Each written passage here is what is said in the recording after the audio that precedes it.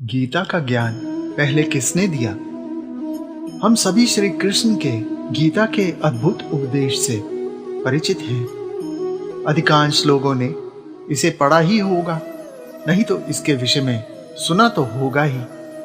आज से 5,500 वर्ष पूर्व कुरुक्षेत्र की रणभूमि कौरव पांडव के मध्य भीषण युद्ध से पूर्व योगी और योद्धा अर्जुन का मन जब व्याकुल हो उठता है, वह अंतर्द्वंद में फंस जाता है कि कैसे मैं अपने ही परिजनों का वध करूं, कैसे इनके विरुद्ध शस्त्र उठाऊं। तब 64 कला संपूर्ण सांदीपन शिष्य युग पुरुषोत्तम योगेश्वर श्री कृष्ण केवल धर्म को मध्य रख उसे भगवत ज्ञान देते हैं और बताते हैं कि इसे केवल निकट संबंधियों का युद्ध ना समझे, बल्कि यह तो धर्म युद्ध है। आज जो हमने धर्म की परिभाषा समझ ली है, जो विभिन्न संप्रदाय हैं, तब वे भी नहीं थे। ऐसे किन्हीं विभिन्न धर्मों की लड़ाई न थी, फिर भी धर्म युद्ध था। धर्म और अधर्म के बीच श्री कृष्ण ने बताया कि मैंने ही इस गीता का ज्ञान पहले सूर्य को दिया। श्री कृष्ण नाना प्रकार से जीवन, नीति, सृष्टि, आत्मज्ञान और ईश्वरीय सत्ता की गहनता से, संसार, माया और आत्मा के शाश्वत होने से भी अनेकों प्रकार से अर्जुन को इसका बोध कराते हैं, समझाते हैं। फिर भी अर्जुन के मन की शंका का निराकरण पूरी तरह नहीं हो पाता है।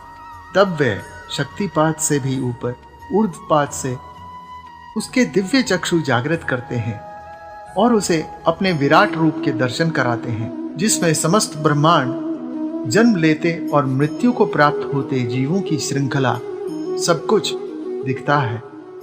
अर्जुन को पूर्ण बोध होता है श्री कृष्ण की ईश्वरीय सत्ता का, अपना और अपने कर्तव्य का भी। इससे एक बात यह भी स्पष्ट होती है कि जब स्वयं भगवान कृष्ण समक्ष खड़े हो ज्ञान देते हैं, तब भी अर्जुन के पूर्ण संशय नहीं हट पाते, जब तक वह स्वयं उनका साक्षात अनुभव नहीं कर लेता, उसे अनुभूति नहीं होती है। अर्जुन तो कोई सामान्य मानव नहीं था, देव का अंश था, अनेकों सिद्धियां और दिव्यास्त्र प्राप्त कर चुका था, स्वर्गलोक में सशरीर 1 वर्ष निवास कर चुका था और फिर महादेव को अपने गुरु श्री कृष्ण के निर्देश में अपने तप से प्रसन्न कर पाशुपतास्त्र भी प्राप्त कर ही चुका था। गीता का वह उपदेश अर्जुन के अतिरिक्त चंद ही लोग देख और सुन पाए, जिनको दिव्य दृष्टि प्राप्त थी, जिनमें संजय प्रमुख थे ही। महाभारत के एक दृष्टांत में यह भी आता है कि इस युद्ध के उपरांत उद्धव ने कृष्ण जी से आग्रह किया कि वे उन्हें गीता का वही उपदेश फिर सुनाए जो उन्होंने अर्जुन से कहा था। श्री कृष्ण ने कहा कि चाहते हुए भी मैं इस समय उसे नहीं कह सकता, क्योंकि उस समय मैं अलग चेतना समाधि में स्थित था। श्रीमन नारायण विष्णु के 10 अवतारों में द्वापर युग के श्री कृष्ण अवतार से पूर्व त्रेता में वे श्री रामचंद्र जी के रूप में आए थे। उस समय जब श्री राम अपनी भार्या माता सीता की खोज में भटक रहे थे और वन के सभी प्राणियों से, यहाँ तक कि सब पेड़ और वनस्पतियों से भी उनका पता जब ना चल पाया, तो वे निराश से हो गए। तब उन्होंने महान ऋषि अगस्त्य जी का आह्वान किया।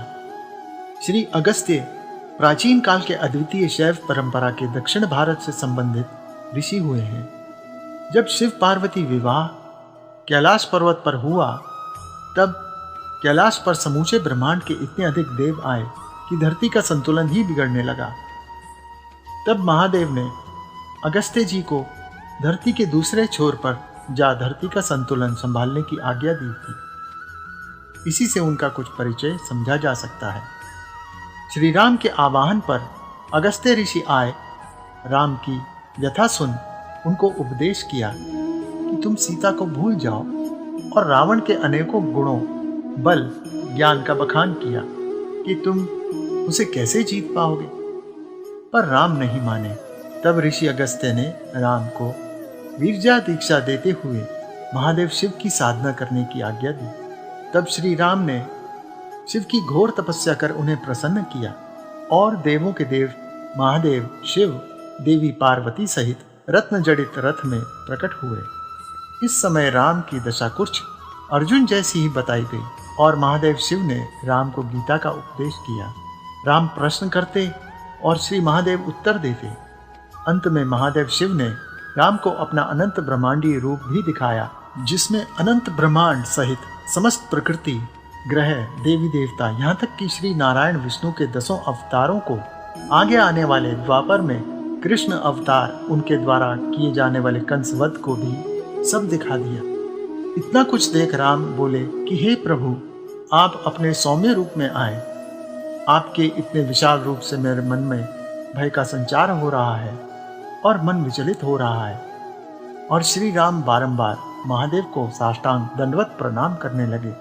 महादेव ने शांत रूप में पुनः आ राम को वरदान दिए, अभय दिया, पाशुपतास्त्र दिया और उनके सहयोग के लिए सब देवताओं को छद्म रूप से अपने अस्त्र शस्त्रों सहित वानर रूप में उनकी सहायता का निर्देश दिया।